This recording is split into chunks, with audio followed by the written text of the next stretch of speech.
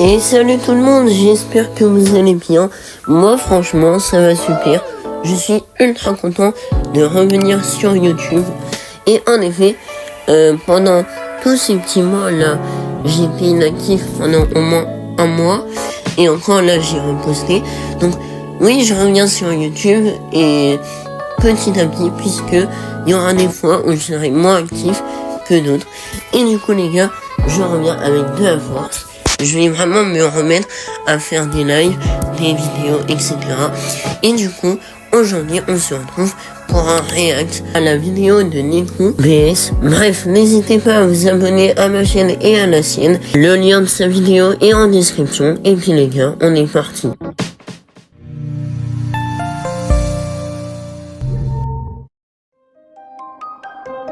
Si vous vous intéressez aux vidéos iceberg sur les jeux vidéo, il y a de fortes chances que vous soyez déjà tombé sur des histoires étranges et méconnues. Vous savez, ces fameuses théories classées sur un iceberg où plus on descend, plus les sujets deviennent sombres et parfois dérangeants. Et parmi les jeux qui ont marqué l'histoire, Brawl Stars fait partie des plus connus. C'est un jeu censé être fun où l'on passe de bons moments avec ses amis, mais derrière cette apparence se cache en réalité une facette bien plus sombre, avec des secrets, des rumeurs inquiétants et des histoires que la plupart des joueurs ignorent. Et c'est exactement ce que fait une vidéo iceberg. Elle vous emmène en voyage, niveau après niveau, vers l'inconnu. Au début, tout semble évident. Les premières couches révèlent des faits que vous connaissez déjà, des anecdotes que vous pourriez raconter vous-même. Les vidéos iceberg fascinent parce qu'elles dévoilent ce que beaucoup ignorent, à la fois pour explorer les secrets d'un jeu vidéo, les théories sur un film culte ou les mystères d'un sujet obscur. Chaque niveau vous pousse à aller plus loin, à plonger plus profondément, mais aujourd'hui on ne va pas parler de simples anecdotes. On va s'intéresser à une personne. Si je vous parle d'un joueur insignifiant dans un immense iceberg, c'est que ce joueur a eu un certain impact sur Brawl Stars. Bon, en réalité ce joueur n'est pas si insignifiant que ça, mais c'est en réalité l'un des joueurs les plus connus du jeu. Et cette personne est à l'origine de plusieurs histoires qui m'ont le plus marqué sur internet. Des sujets abjects qui se déroulent sur presque 4 ans et qui nous retracent l'histoire d'une personne prête à avoir de la visibilité à travers des images, des vidéos YouTube ou encore des conversations très obscures. Cette histoire, c'est celle d'Ira, l'homme qui a tout perdu pour des vues.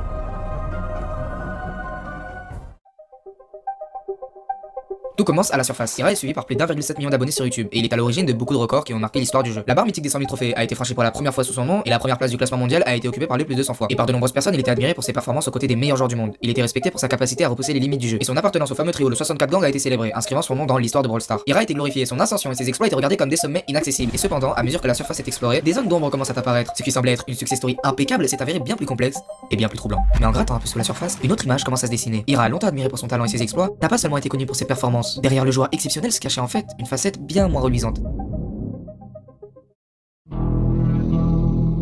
Ira est souvent vu comme l'un des joueurs les plus toxiques de Brawl Stars. Il provoque, il énerve, et beaucoup le trouvent insupportable. À la fois ses adversaires ou même ses coéquipiers, et nombreux sont ceux qui ont subi ses remarques blessantes. Son comportement a créé une ambiance tendue autour de lui, l'un des incidents les plus marquants a eu lieu lors d'un live avec plus de 5000 spectateurs. Voilà, Bobby, joueur professionnel de l'équipe STM Esports, était en train de tenter un record mondial avec Franck en visant les 10 000 trophées. Ira, sans invitation, est venu interrompre le live pour contredire l'exploit, affirmant qu'il n'y aurait aucun record, car un joueur avait déjà atteint cette barre symbolique des 10 000 trophées. Et ce simple commentaire a déclenché une dispute qui a pris assez d'ampleur, jusqu'à ce qu'une confrontation en appel se produise. Sous les yeux de milliers de spectateurs, Ira, dans un accès de rage incontrôlable, s'est alors lancé dans une série d'insultes et d'humiliation, traitant Bobby de manière humiliante et gratuite, comme un enfant de 5 ans ayant perdu son contrôle. Cette attitude a intensifié la situation, marquant une nouvelle étape dans la chute de sa réputation. Peu après, Ira a décidé d'intensifier l'attaque car avant cet événement, Bobby avait fait quelques jours avant une série de tweets pas très sympas, mais pas méchants non plus, juste des réactions objectives en jugeant les faits. Malheureusement, ça n'a pas plu à Ira. Et résultat, il a insulté Bobby, allant jusqu'à des menaces, des insultes à propos de sa mère, jusqu'à souhaiter sa mort. Bobby a été laissé dans la honte et la désespérance, sans réagir. Et peu après l'incident, certains de ses tweets ont été supprimés par Bobby, probablement dans le but d'éviter de nouveaux conflits. All together, I don't talk to these guys, bro. I literally at LCQ when I went to LCQ, I beefed Chaos. Like just because we don't do content and we are all pros doesn't mean we are just this group of friends that's targeting you. Bro, I don't talk to those guys. I don't talk to those guys. Listen, when you guys say something about me and I say something back, I am not the one who's toxic. So how can I be the one toxic? Tell me this. I want a response for this. I don't call you toxic. I don't call you toxic. Said you don't want to talk about the B. So you obviously wanted to talk about this. I talked about the beat and this. Okay. Like, I understand. Let me talk, Hyra. Let me talk. Hyra, let me talk. You say that I'm talking all this. I'm not a good. Okay. You're saying I said all this Bang Man video and stuff like that. If I said one or two comments. Why do you keep saying gun? You can't say something else. Why you keep saying because gun? you can't. You shouldn't be doing that. Because you shouldn't be doing that. My Twitter account. Someone just sent me this. This is on my account. And I promise on my mother. Wait, listen. I promise on my mother. More guys, he's lying. He deleted them, guys. Dude, I didn't delete them. I promised to my mother that I did not delete anything. I didn't plan to have your mother. You spat on your mother. Now your mother's gonna die. My mom, don't. Please do not say that. Do not talk about someone's mom that way when you're trying to tell me to be Hyra. If you're Mais ce n'était pas le pire des cas. Ira, dans une série de vidéos, prétendait avoir battu Physique. C'est un célèbre youtubeur Brawl Stars comptant plus de 500 000 abonnés. Il est considéré comme l'un des meilleurs joueurs du monde avec Mortis. Et Ira ridiculisait les gameplays de Physique avec son Mortis devant des centaines de milliers de personnes lors de leur soi-disant affrontement, les qualifiant de médiocres. Et l'impact de ces vidéos a été dévastateur pour Physique, qui, déjà victime d'un harcèlement croissant, s'est vu pousser à réagir. Il a fallu qu'il révèle la vérité. En fait, derrière ce Mortis, c'était pas Physique, mais bien un imposteur qu'Ira avait mis en avant, et il était payé pour jouer le rôle de Physique. Ce mensonge bien exposé, Ira a pris la décision de supprimer toutes ses vidéos sur les dramas avec Physique, espérant que l'affaire serait oubliée, mais le mal était fait. Le destin n'a pas tardé à rattraper Ira, alors qu'il cherchait à se réconcilier. Physique, désormais devenu une légende du jeu, il avait surpassé Ira dans tous les classements, il avait même détrôné Ira avec plus de 150 000 trophées, un exploit que ce dernier ne pouvait plus contester, et face à cette humiliation publique, Ira a tenté une nouvelle fois de s'excuser, mais Physique, désormais maître de la situation, a rejeté toute tentative de réconciliation. Et plus encore, Physique a dévoilé les conversations privées entre lui et Ira, où ce dernier avouait chercher à se réconcilier uniquement pour générer du buzz. Maintenant, Physique, fort de son succès et de son soutien, a continué de briller dans les classements mondiaux, détruisant ainsi la réputation de Ira de façon irrémédiable.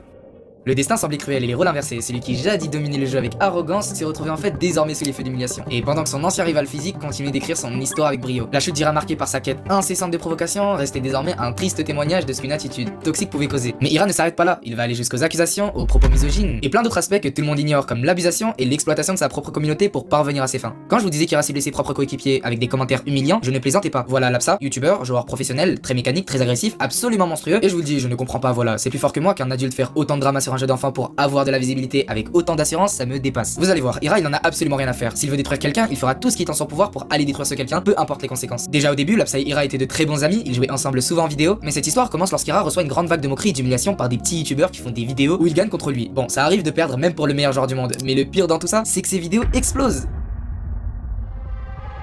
Ok, d'accord. Ira se fait détruire. Il se fait complètement bombarder de moqueries par des milliers de personnes dans chacune de ses vidéos.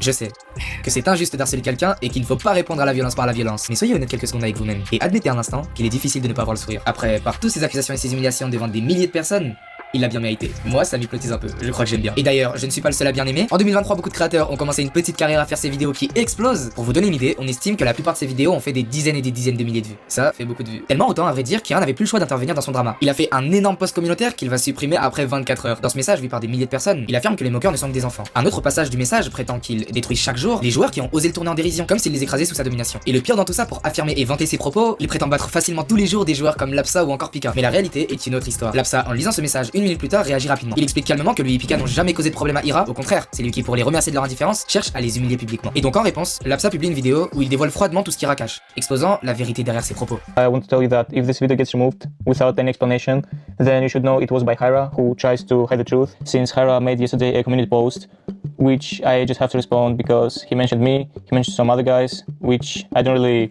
feel it was a truthful post with a really good explanation. You can see it on your screens right now and read it by yourself if you haven't seen it yesterday. Not very cool mentioning my name after so many things I did with him, and I'm okay with the other guys. I mean, it's their problem with Hyra and he's with them. So I'll speak mostly about myself, but further in this video I will talk also about the situations which I think he was totally wrong. Although guys, I don't want you to insult him or to threaten him, you know. So it's just a problem between me, him.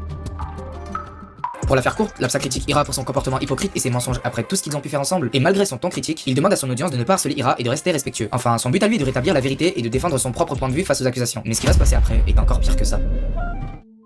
En fait, Ira n'était pas simplement un joueur, mais surtout un manipulateur. Si je te disais que tu faisais partie d'un régime pour aller détruire les autres, tu me crois? Toi, t'es là, impuissant, il te suffisait d'un simple message, une vidéo, un live, où il désignait une cible, et c'était terminé pour elle. Cette personne est au final bombardée d'insultes, de menaces, d'harcèlement. Ira ne lançait pas une guerre, il déclenchait une chasse. Et le pire, c'est que personne ne voyait le problème. Pour vous, c'était juste un jeu, mais quand on se retrouvait en face, il n'y avait plus rien d'amusant. Et le prochain sur la liste, Anil 14. Ira voulait le voir disparaître, il ne l'a pas dit directement, non, mais il savait très bien ce qu'il faisait. Et sa communauté aussi.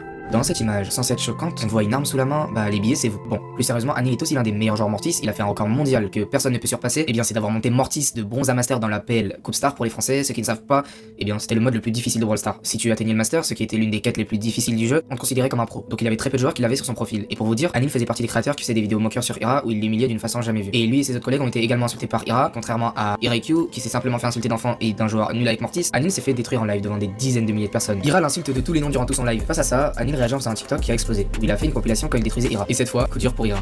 Le TikTok était tellement puissant que n'importe qui aurait réagi, et vice versa. Cette fois, Ira va aller encore plus loin. Il va inciter les gens de sa communauté à aller insulter Anil, de se désabonner de lui, de le menacer sa famille, et c'était une période très difficile pour Anil. Et malgré tout, ça n'a pas détruit Anil, encore heureux. Ce qui est fou, c'est que peu de gens ont vraiment réalisé la gravité de ce qui s'est passé. On parle d'un youtubeur suivi par plus d'1 million de personnes, qui utilise son influence non pas pour divertir, non pas pour inspirer, mais pour détruire. Ira n'a pas juste voulu répondre à une critique, il a voulu éteindre Anil complètement. Les insultes, c'est déjà violent, mais là où ça devient carrément dangereux, c'est quand il a poussé sa communauté à s'acharner sur lui. Parce que quand un créateur comme lui pointe quelqu'un du doigt, ça ne reste jamais juste des mots. Ira fait toujours des tentatives directes de ruiner des carrières sur YouTube en demandant aux gens de se désabonner en masse. Et le pire, Ira savait exactement ce qu'il faisait. Il ne l'a peut-être pas dit ouvertement, mais il a orchestré tout ça. À ce stade, on ne parle plus de rivalité, c'est du harcèlement organisé. Ce qui est encore plus fou, c'est que malgré tout ça, Anil a tenu bon. Il aurait pu abandonner, il aurait pu disparaître comme Ira l'espérait, mais au lieu de ça, il a continué. Il a laissé derrière lui les vidéos d'humiliation, il a construit son propre chemin, et ça c'est une claque. Parce qu'au final, Ira a peut-être essayé de l'éteindre, mais c'est lui qui s'est brûlé.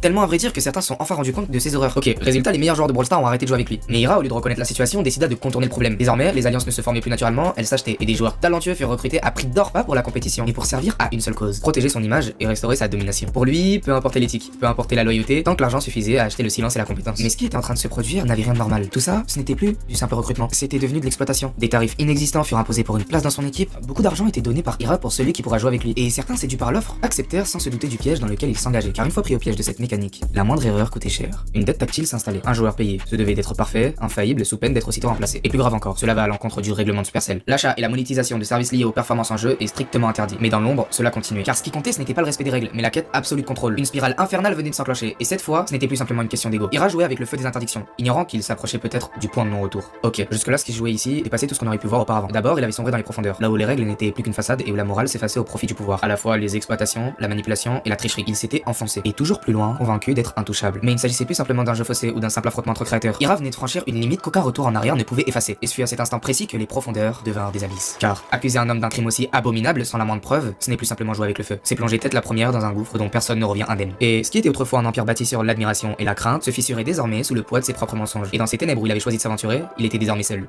Bon, pour commencer les abysses, pour le peu de touristes qui ne connaissent pas cette histoire, SnakeTug c'est quand même l'un des plus grands youtubeurs Brawl Stars avec également 1 million d'abonnés. Et ce qui s'est passé tout d'abord, SnakeTug et Ira ont collaboré pour le hashtag NoTeaming. Mais après qu'Ira et SnakeTug aient posté la vidéo, le lendemain, Ira poste 2 vidéos. 2 vidéos où il accuse SnakeTug d'actes de pédophilie sans consentement des personnes concernées et sans la moindre preuve concrète. Et là, c'est l'effet domino. La réputation de SnakeTug est pulvérisée. On pourrait se poser la question: sa vie sociale, détruite. Sa carrière professionnelle, brisée en quelques heures. Et tous ses partenaires commerciaux prennent immédiatement leur distance et annulent leur contrat avec lui. Mais le pire, ce ne sont pas seulement les pertes financières, ce sont les menaces. Il ne faut pas oublier les menaces de mort, les menaces de violence et les menaces contre sa propre famille. Et tout ça, sans qu'aucune preuve ne vienne appuyer ces accusations. Juste un nom jeté en peinture et une communauté chauffée à blanc. Dans un dernier acte de transparence, SnakeTug avait pris la parole. Et cette fois, les faits avaient été exposés. Une relation avait bien existé, mais tout avait été consenti et légal. Ira avait donc menti. Actuellement, SnakeTug il est toujours dans une période très difficile et il a dit qu'il va continuer hors réseau cette histoire, mais bien avec la justice. Après qu'Ira ait vu tout ça, il a supprimé toutes ses vidéos sur cette histoire. Il avait refait une vidéo pour s'excuser auprès de SnakeTug. Mais parfois, les excuses ne suffisent plus. Le mal était fait. Car faut se dire, les menaces n'effacent pas les menaces, les insultes et les carrières brisées. Elles ne rendent pas la dignité perdue, elles n'effacent pas les mois d'harcèlement que SnakeTug avait dû subir. Et si certains étaient prêts à tourner la page, d'autres n'étaient pas dupes. Car ce que SnakeTug avait vécu,